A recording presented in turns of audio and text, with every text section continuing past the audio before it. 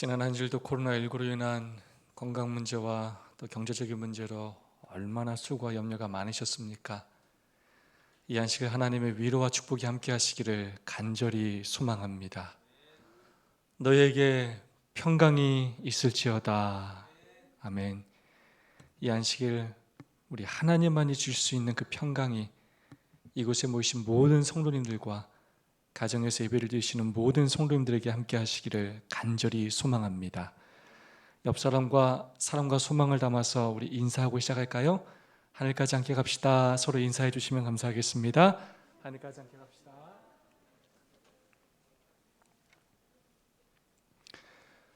하나님의 말씀 마태복음 27장 46절의 말씀입니다. 다 함께 한번 읽어볼까요? 구시즈음에 시작.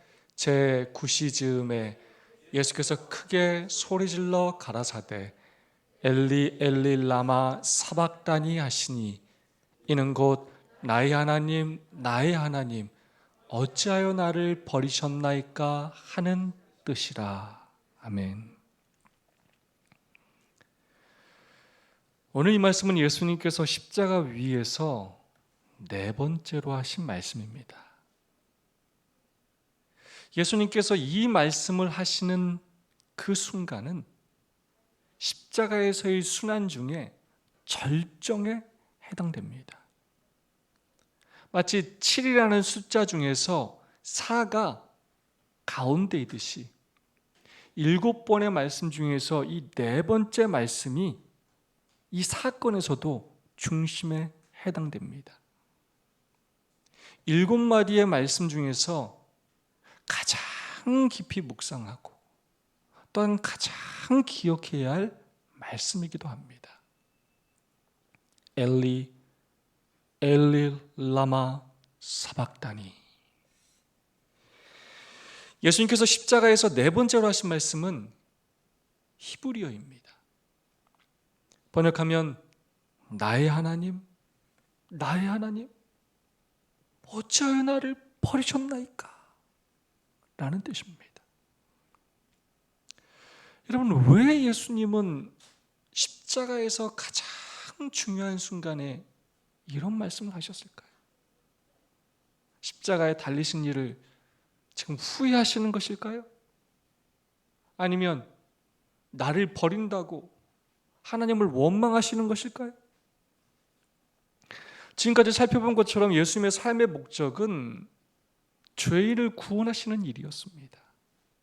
그것을 위하여 이 땅에 오셨고 그것을 위하여 30년을 사셨고 그것을 위하여 공생애를 행하신 것입니다. 그분의 삶의 목적 모두가 바로 십자가를 지시기 위함이었습니다. 그런데 왜 이런 말씀을 하셨을까요? 이 말씀의 진정한 의미가 무엇일까요? 오늘 이 시간 함께 생각해 보도록 하겠습니다. 마가복음 15장 25절 때가 제 3시가 되어 십자가에 못 박으니라. 유대 시간으로 3시, 곧 우리 시간으로는 오전 9시에 예수님은 십자가에 달리셨습니다. 그리고 오후 3시에 운명하셨습니다. 총 몇 시간이요? 6시간 동안 십자가에 달려 계셨습니다. 지난번에 배웠던 것처럼 굉장히 짧은 시간 안에 돌아가셨어요. 이 네 번째 말씀은 제9시, 곧 우리 시간으로 오후 3시쯤에 말씀하셨습니다. 그렇다면 첫 번째부터 세 번째 말씀은 우리 시간으로 오전 9시에서 12시 사이에 하셨을 것입니다. 그런데 이 네 번째 말씀을 하실 당시에는 특별한 일이 일어나고 있었습니다.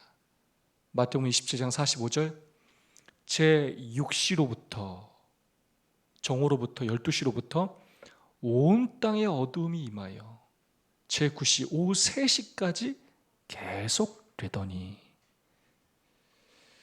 우리 시간으로 정오 12시부터 오후 3시까지 3시간 동안 이 땅에 어둠이 깃들었습니다. 해가 가장 이 세상을 밝혀야 할 그 시간이 어두움으로 뒤덮였다는 것입니다. 이게 도대체 무슨 일이야 하고 모든 사람이 놀랄 정도로 세상이 깜깜해졌습니다. 쇠결을 뒤엎는 암흑이 있었습니다. 대낮에 별들이 보였습니다. 하늘이 완전히 빛을 잃었습니다. 자연의 섭리를 거스리는 일이 일어났습니다. 구약 여호수아에서도 이런 일이 일어났었습니다. 여호수아 10장 12절 말씀입니다. 여호와께서 아모리 사람을 이스라엘 자손에게 붙이시던 날에 여호수아가 여호와께 고하되 이스라엘 목전에서 가로되 태양아 너는 기브온 위에 머무르라 달아 너도 아얄론 골짜기에 그리할지어다 하매 이스라엘 자손들로 하여금 아모리 사람을 멸하게 하시기 위해서 해와 달을 멈추게 하셨던 적이 있었습니다. 또 예수님께서는 제자들을 위하여 광풍이 있는 바다를 잔잔케 하신 적도 있었습니다.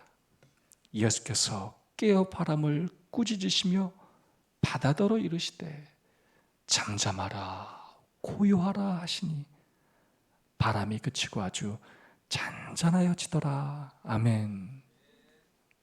이처럼 우리 하나님은 온 우주를 창조하시고 지금도 유지하시며 주관하시는 능력의 하나님이십니다. 당신의 백성을 위해서라면 해를 멈추게도 하시고 바다의 파도와 바람도 잔잔하게 하시는 하나님이십니다. 오늘 소그룹에서 나눴던 내용처럼 물고기가 한 마리도 잡히지 못하도록 물고기를 명하시는 분이시기도 하시고 예수님 말씀에 순종해 그물을 오른편에 던지면 그물에 찢어질 정도로 물고기를 잡히게 하시는 하나님이십니다. 병자를 고치기도 하시고 죽은 자를 살리기도 하시는 그러한 하나님이십니다.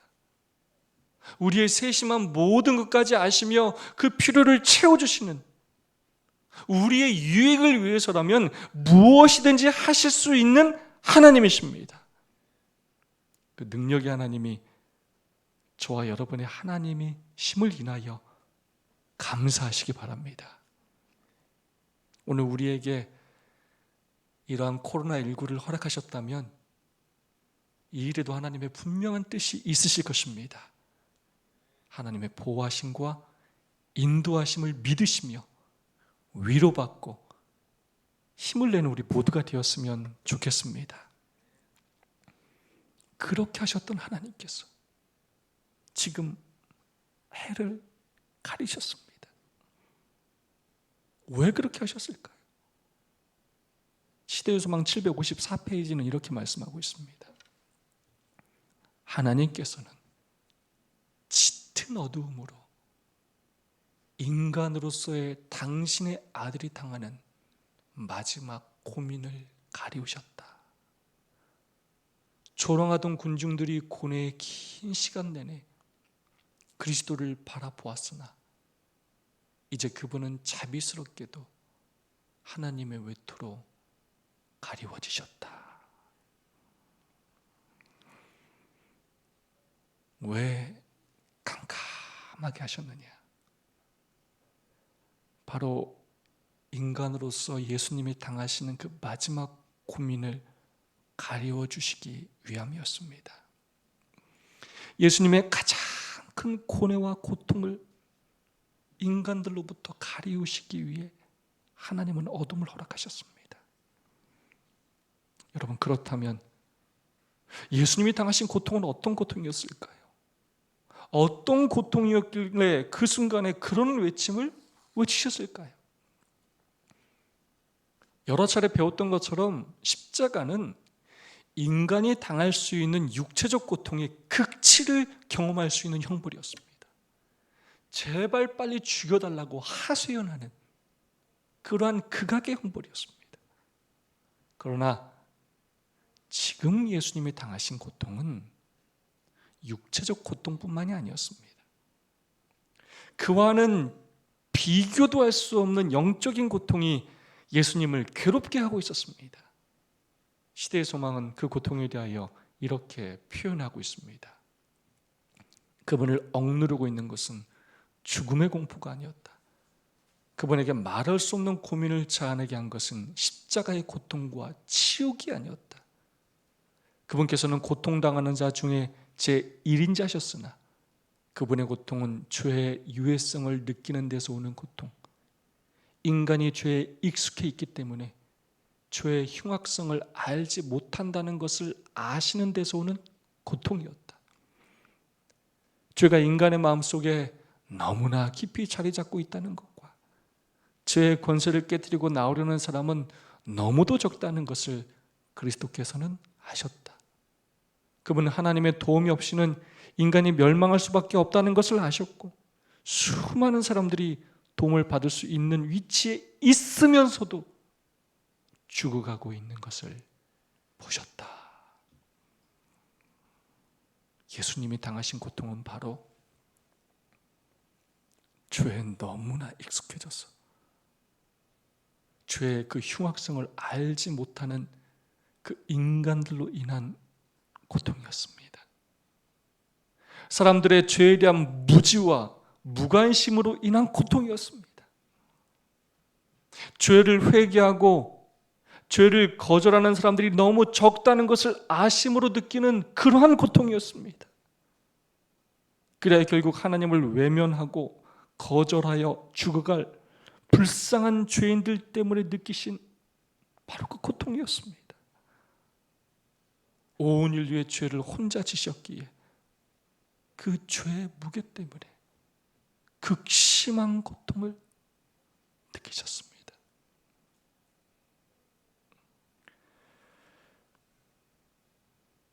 여러분, 죄로 인하여 고통스러워해 보신 적 있습니까? 여러분의 그 죄로 인하여 가슴 아파하고 눈물 흘려 보신 적이 과연 있습니까? 예수님의 죄를 대하는 그 태도에 비해 우리는 얼마나 죄를 좋아합니까? 죄가 이리도 악하고 예수님이 이토록 고통스럽게 하는데 우리는 죄를 얼마나 사랑합니까? 무엇이 죄인지에 관심도 없고 내 죄가 무엇인지도 살펴보지도 않고 모르고, 그러면서도 나의 기준으로 다른 사람을 비난하기를 좋아하고, 삶의 기준인 성경이 있으면서도 내 마음대로 살고 내 형편대로 살며, 그렇게 감사할 제목을 많이 주어도 감사하지 않고, 두려워하지 말고 염려하지 말라 말씀하셔도 아무렇지도 않게 근심하고 걱정하고 불평하고, 다른 사람들보다 조금 잘하는 것이 있으면 교만하고, 하루하루 먹을 것을 풍족히 주셨음에도 불구하고 돈을 사랑하여 쌓아놓으려 하고, 그렇지 못하면 염려하고 근심하고, 끊임없이 나의 쾌락을 추구하며 정욕을 추구하며, 그렇게 여전히 나만을 위해 살고 있지는 않습니까? 죄가 무엇인지도 모르며 죄를 가볍게 여기고 죄를 사랑하여 마음속 깊이 감추고 회개하기를 거절하는 우리는 얼마나 예수님의 마음을 아프게 하고 있습니까?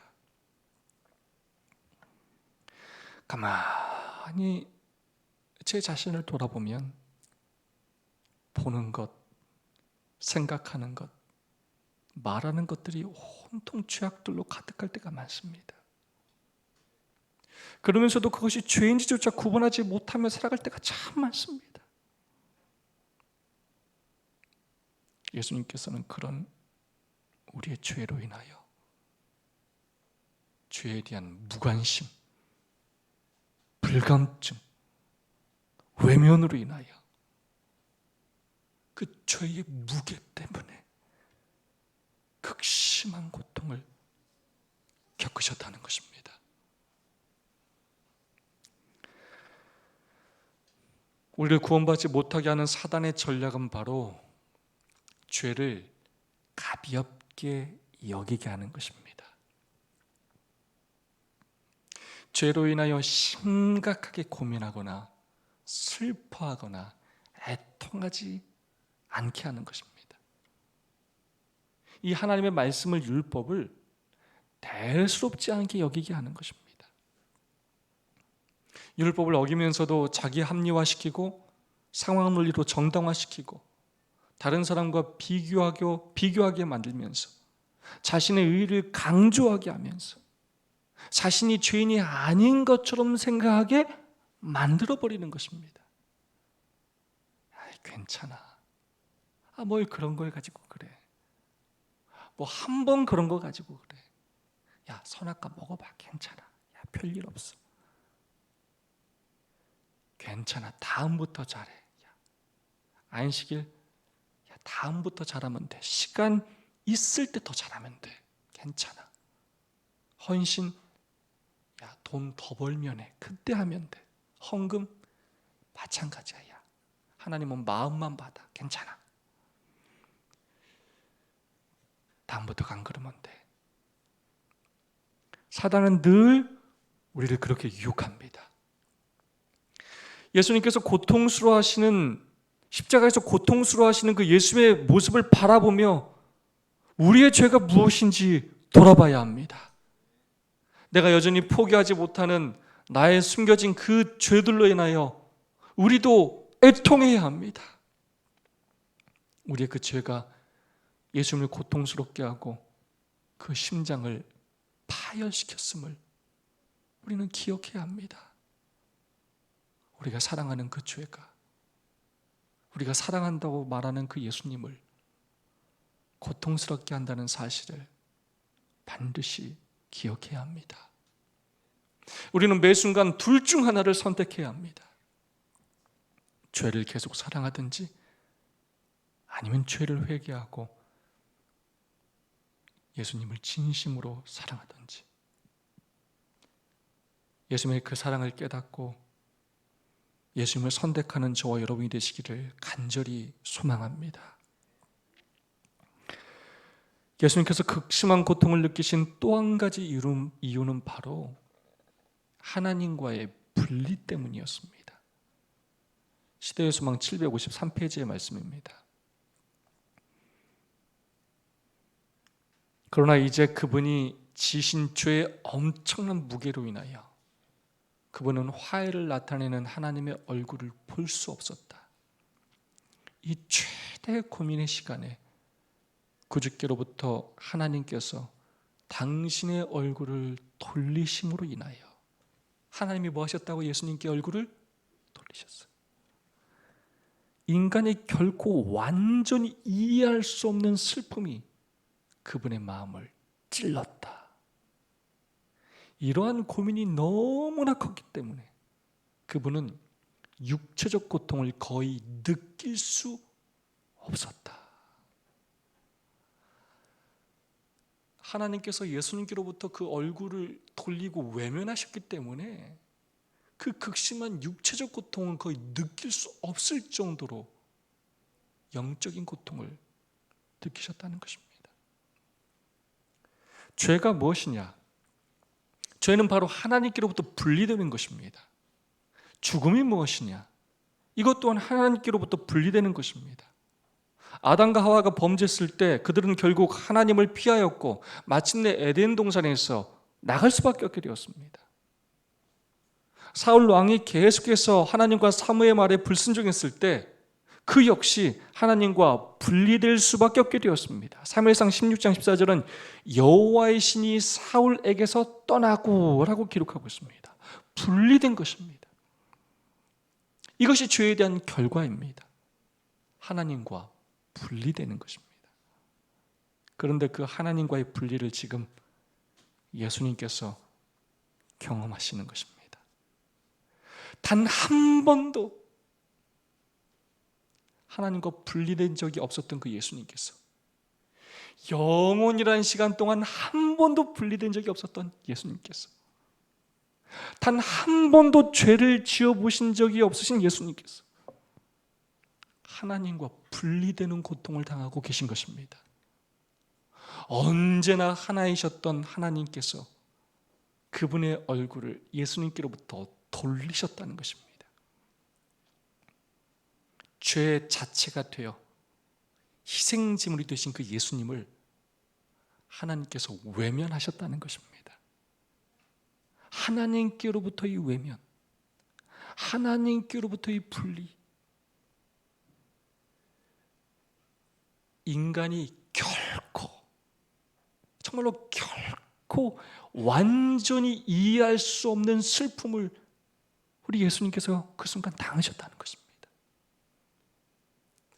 왜 그러실 수밖에 없었는가? 우리는 다 양 같아서 그릇 행하여 각기 제 길로 갔거늘 여호와께서는 우리 무리의 죄악을 그에게 담당시키셨도다.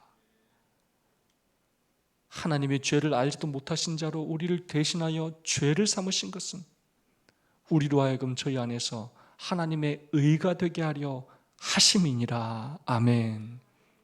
우리를 의롭게 하시기 위하여, 우리를 하나님과 화목하게 하시기 위하여 그분께서 우리의 죄악을 담당하셨기 때문이라는 것입니다. 예수님께서 우리 대신에 죄가 되셨습니다. 그 십자가의 저주를, 마침내 죄인들이 당해야 할 그 둘째 사망을, 그 하나님과의 완전한 분리를 예수님께서 몸소당하셨습니다. 우리를 대신하여 스스로 십자가를 지시고 하나님께로부터 버림을 받으셨습니다. 죄의 결과를 당하셨습니다. 하나님 아버지로부터 버림받는 그것이 곧 우리를 구원하시는 예수 그리스도의 구원의 방법이었습니다. 대신 우리의 죄값을 사해 주신 십자가의 사랑이었습니다. 오늘 우리의 죄가 예수님의 슬픔의 이유였고 우리의 허물과 죄악이 그분의 고난의 원인이었다는 것입니다. 그 고통의 시간에 예수님은 포기하실 수 있으셨습니다. 예수님은 십자가에서 내려오실 수 있으셨습니다. 자신을 핍박하는 그들 때문이라도, 한번 내려와서 너를 구원해보라라는 그 비아냥 때문이라도, 예수님을 버리고 도망간 그 제자들 때문이라도, 자신이 피를 흘림에도 불구하고 믿지 않고 변화되지 않는 그들 때문이라도, 감사하지도 않고 믿지도 않고 순종하지 않는 그들 때문이라도 예수님은 포기하실 수 있으셨습니다. 그러나 예수님은 포기하지 않으셨습니다. 오히려 그들을 위해 그 십자가의 고통을 홀로 감당하셨습니다. 가장 견디기 힘들었던 그 죄의 짐을 홀로 지셨고 도저히 감당할 수 없는 하나님과의 분리를 감당하셨습니다. 이처럼 예수님은 하나님을 포기하시고 우리를 선택하셨습니다. 하늘 보좌를 버리시고 십자가를 선택하셨습니다. 의를 버리시고 친히 죄가 되셨습니다. 죄의 짐을 지셨습니다. 그 이유는 바로 우리를 위함이셨습니다. 하나님 아버지를 포기하면서까지 그런 감당할 수 없는 고통까지 당하시면서 얻고자 하신 것이 바로 저와 여러분이라는 것입니다. 예수님께서 십자가 위에서 그 죄의 짐과 하나님과의 분리로 고통당하고 계실 때 하나님께서 십자가 곁으로 내려오셨습니다. 시편 85편 10절로 11절 다 함께 한번 읽어볼까요? 시작.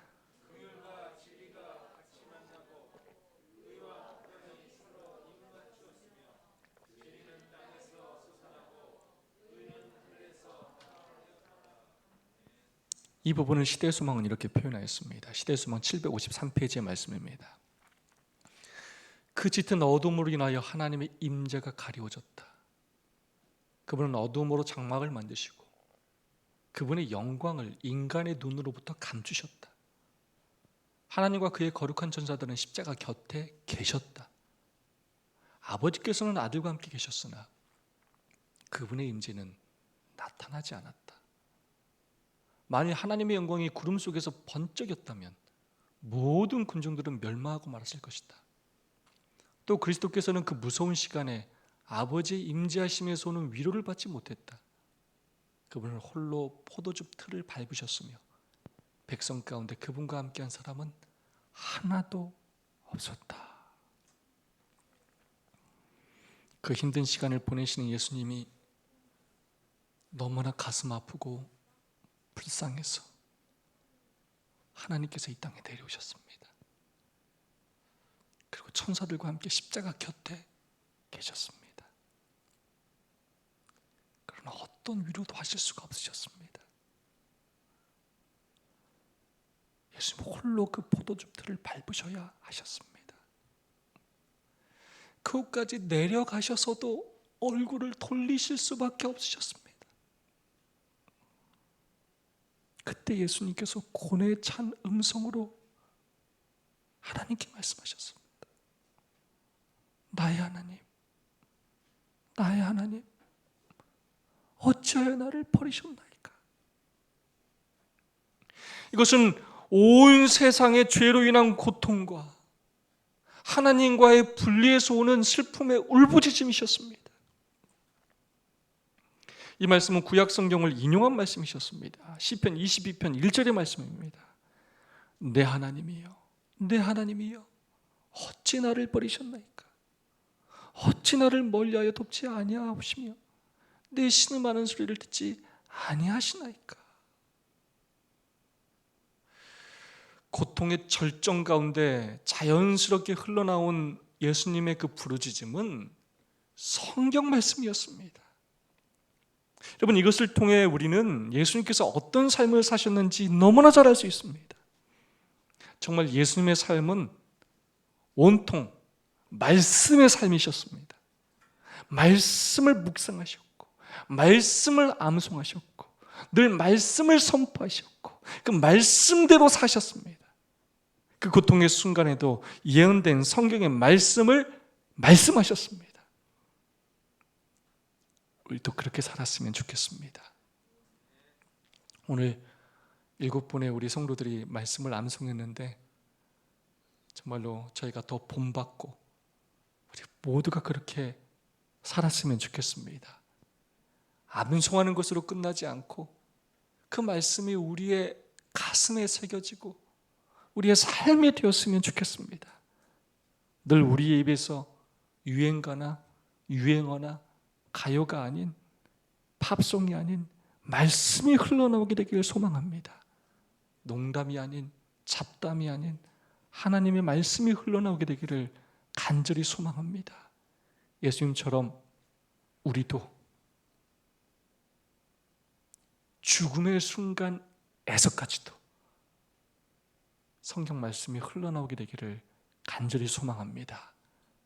하나님의 말씀이 우리의 생각과 입과 마음의 주자가 되기를 간절히 기도합니다. 일본의 작가인 엔토 슈샤규의 작품 중에 침묵이라는 책이 있습니다. 이 사일런스라는 영화로도 제작이 된 책입니다. 일본에 들어온 기독교 천주교가 박해를 당할 때 아주 극심한 박해로 많은 성도들이 순교를 당한 역사적인 사실을 주제로 한 책입니다. 이 박해자들은 예수님을 믿는 사람들이 십자가를 너무 좋아하니까 너희들 한번 십자가에서 죽어보라고 하며 십자가에서 고통을 주었습니다. 그들은 바닷물이 빠진 다음 저렇게 바다 한가운데 십자가를 세워놓고 거기에 예수님을 믿는 사람들을 묶어놓았습니다. 잠시 후 밀물때가 되면 물이 점차 차올랐습니다.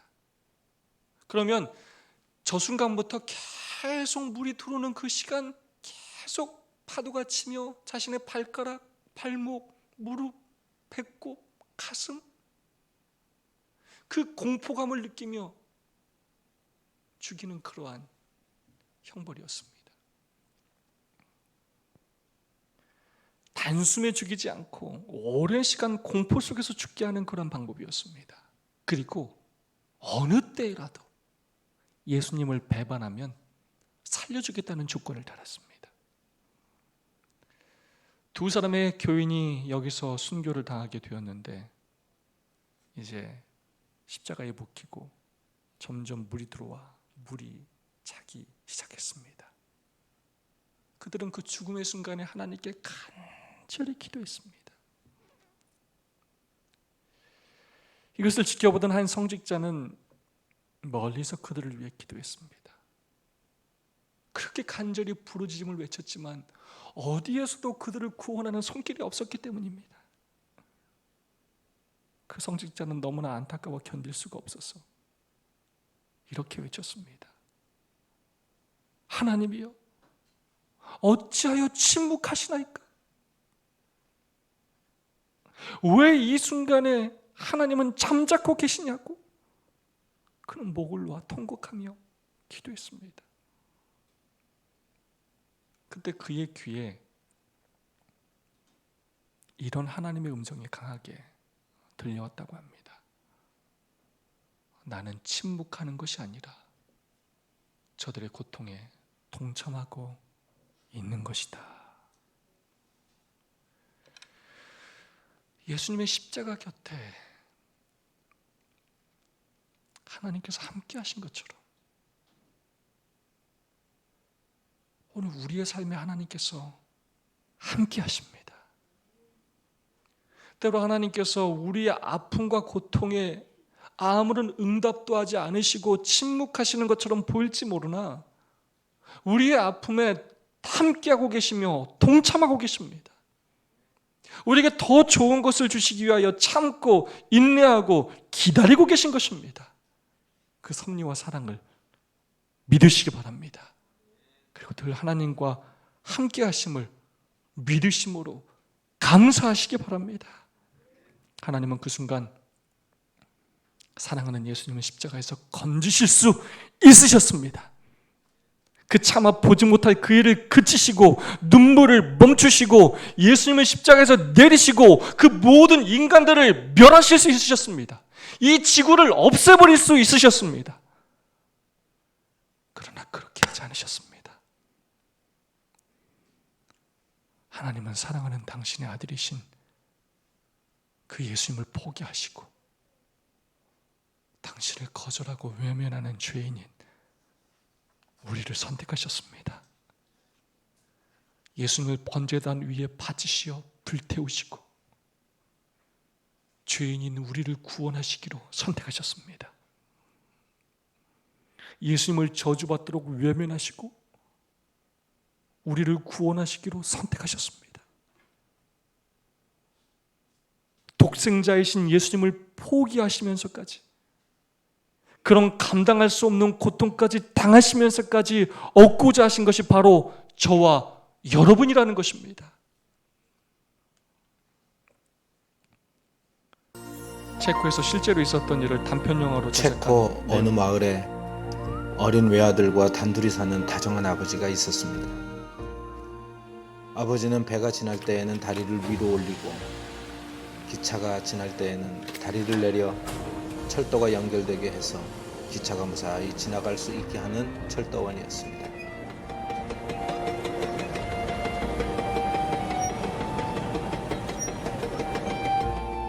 사랑스러운 어린 아들은 자기 아버지가 철도를 연결시켜 놓으면 승객들을 태운 기차가 기적을 울리며 빠르게 지나가는 장면을 지켜보는 것을 좋아했습니다. 어느 날 배가 지나가기 위해 다리가 위로 올려져 있을 때 기차가 예정보다 일찍 빠른 속도로 달려오는 것을 바깥에서 있던 아들이 보았습니다.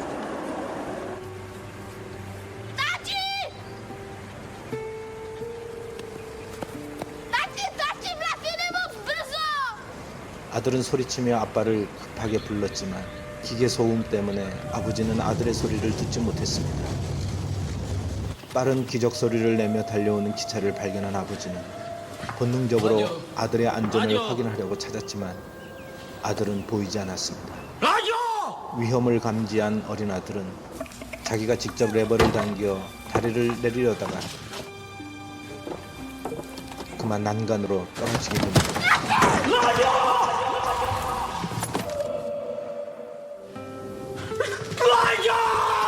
절규하며 아들을 부르던 아버지는 짧은 시간 갈등을 합니다. 그대로 다리를 내리게 되면 어린 아들이 다리에 깔려 죽게 될 것이고, 아들을 살리고자 다리를 내리지 않으면 기차 안에 수많은 승객들이 대형 사고로 죽게 될 것이 뻔한 상황이 되었습니다. 절박한 상황 속에서 어쩔 수 없이 아들을 포기하고 승객들을 살리고자 아버지는 다리를 내리는 쪽을 선택하고야 맙니다. 그렇게 사랑하는 어린 아들은 돌아오지 못했습니다.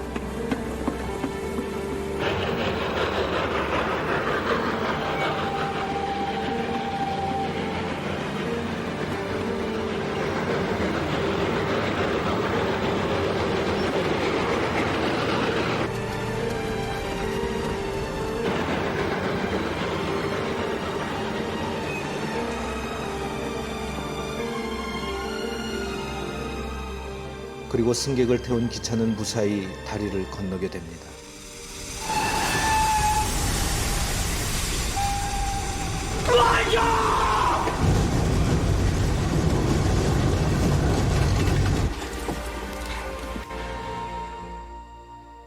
다리를 내린 후 뒤늦게 달려가 죽은 어린 아들을 꺼내어 부둥켜 안고 목 놓아 우는 아버지. 기차 안의 승객들은 어린 아이를 안고 우는 사내를 보면서 왜 저러고 있는지 그 이유를 모릅니다. 그저 무심하게 차창 밖을 응시하고 있을 뿐입니다. 그리고 승객들은 여전히 웃고 떠들며 자기들의 목적지를 향해 기차에 몸을 싣고 지나가고 맙니다. 성경은 선언합니다. 우리가 아직 죄인 되었을 때에 그리스도께서 우리를 위하여 죽으심으로 하나님께서 우리에 대한 자기의 사랑을 확증하셨느니라. 모스트는 체코말로 다리라는 뜻인데 영어로는 최고란 뜻이기도 합니다. 하나님은 죄인이었던 우리를 사랑하셨고, 우리를 사랑하신다는 최고의 표현으로 당신의 독생자 예수 그리스도를 십자가에 매달려 죽기까지 내어놓으셨습니다. 우리가 받은 구원 안에는 당신의 아들을 기꺼이 포기하시고 우리를 택하신 하나님의 선택이 담겨져 있습니다.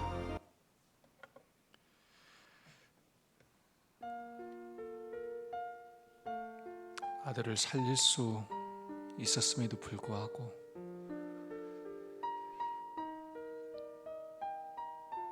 죽어갈 많은 사람들을 살리기 위하여 아들을 포기했던,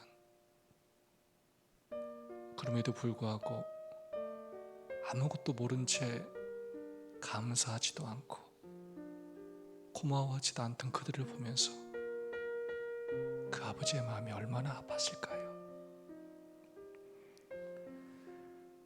십자가에 달리신 예수님을 보면서 구원하고 싶지만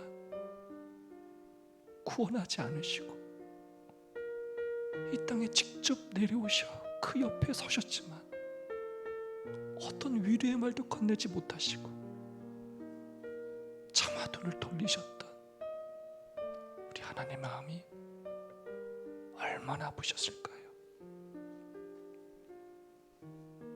십자가에 달리시어 자신의 이 죽음이 이 죄인들을 위한 것임에도 불구하고 그것을 모르고 오히려 조롱하고 핍박하고 외면하고 거절하는 그 인간들을 보셨을 때 죄를 죄로 여기지 않고 가볍게 여기며 살아가는, 감사하지 않으며 살아가는 우리들을 볼 때, 그리고 마침내 예수님을 거절하여 멸망당할 그 죄인들을 보셨을 때 예수님은 얼마나 가슴이 아프셨을까요? 십자가에서 증명된 두 가지 사실은 바로 이것입니다. 내가 얼마나 큰 죄인인가 하는 것입니다. 바로 나의 그 죄 때문에 예수님께서 십자가에서 고통당하셨고 울부짖으셨고 운명하신 것입니다. 그리고 또 한 가지 사실은 바로 내가 얼마나 귀한 존재인가 하는 것입니다. 그 고통 속에서도 십자가를 끝내 포기하지 않고 하나님은 예수님을 포기하면서까지, 예수님은 하나님을 포기하고 자신의 생명을 버리시면서까지 끝끝내 십자가에서 달려 돌아가신 것은 바로 우리를 너무나 사랑하시고 구원하시기 위함이었다는 것입니다. 하나님을 포기하면서까지 우리를 선택하신 예수님, 왜 예수님께서 그런 고통을 당하셨는지 우리는 꼭 기억해야 합니다. 얼마나 아프셨을지. 그리고 오늘 우리의 삶을 생각할 때, 죄에 대한 무감각과 외면을 생각할 때 얼마나 아파하실지. 예수님을 포기하면서까지 우리를 선택하신 하나님, 왜 하나님께서 이런 고통을 당하셨는지 우리는 반드시 기억해야 합니다. 다 그대를 위함이라. 그 모든 희생의 이유는 하나, 저와 여러분을 구원하시기 위함입니다. 이 땅에서 새로운 삶을 주시는 것뿐만 아니라 영원한 생명을 주시기 위함입니다. 오늘 여러분은 어떤 선택을 하시겠습니까? 이 말씀을 듣는 성도님들 중에 아직도 예수님을 믿지 않는 분이 계시다면, 특별히 침례를 받지 않은 분이 계신다면 예수님을 여러분의 구속주로 믿으시고 그 구원을 선물로 받으시기 바랍니다. 우리 모두 그 사랑에 감사하며 정말로 하나님을 기쁨으로 섬기며 그 십자가의 사랑에 보답하며 살게 되기를 간절히 바랍니다. 우리를 선택하기 위하여 모든 것을 포기하시고 고통당하신 예수님처럼 우리도 예수님을 선택하고 예수님을 위하여, 교회를 위하여, 우리에게 맡겨주신 사명을 위하여 우리의 모든 것을 헌신하며 살기를, 그리하여 늘 하늘을 선택하며 살기를 간절히 바라면서 오늘 말씀을 마치겠습니다.